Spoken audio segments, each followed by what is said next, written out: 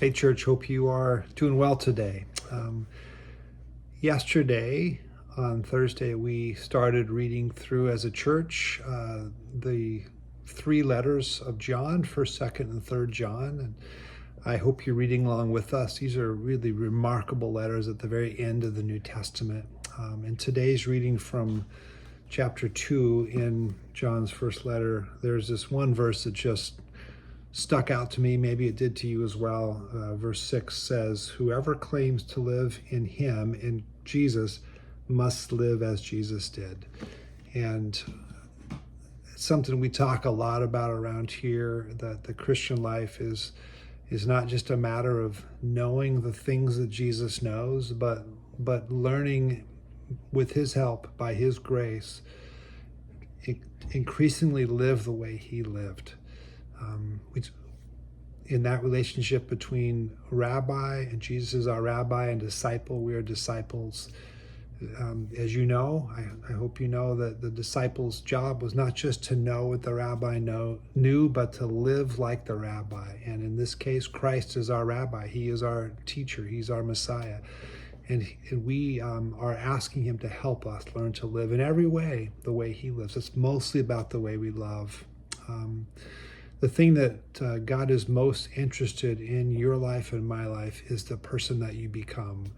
God cares about what you accomplish, what I accomplish, but really the thing he is most interested in is seeing us become more and more like Christ in the way that we live.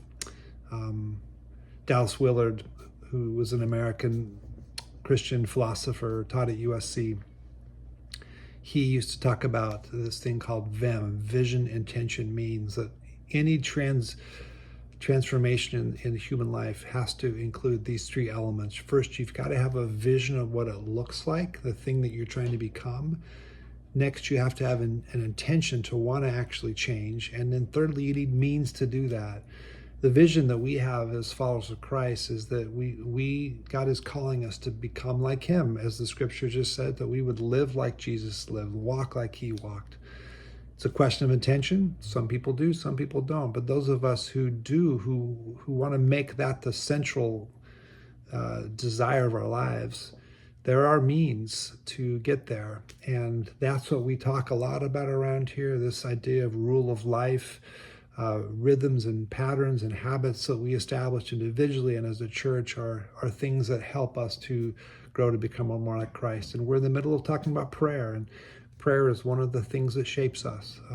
Sunday, we will continue our discussion. By the way, I hope this week that you've been taking some time to get alone, to be in private, and to pray and use the Lord's Prayer as a guide to help shape you. This Sunday, we're going to talk about prayer as a response, that God always, always, always has the first word, and that our prayers are the second word, not to be informed by what God has already spoken. I'm going to, again, speak very practically about this and invite you into some practices for next week.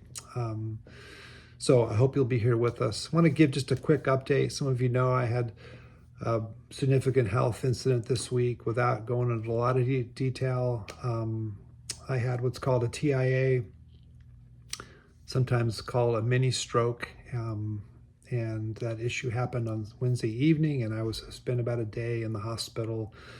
From what we can tell, that's what took place. The doctors and medical folks have been fantastic in trying to help me figure out how this happened and how we can avoid it from happening in the future. I felt great pretty quickly afterwards, but want to make some changes and do some looking into things to try to avoid this in the future. So I appreciate a lot of you reached out and didn't really put out something publicly to the whole church, but I appreciate your prayers and concern, and so thank you. But that's one to give a quick update, and planning to be there Sunday worshiping with you. So wherever you are today, I pray that you would sense the love of God, your Father, and the grace and peace of Christ, his Son, and the presence, the fellowship of the Spirit with you.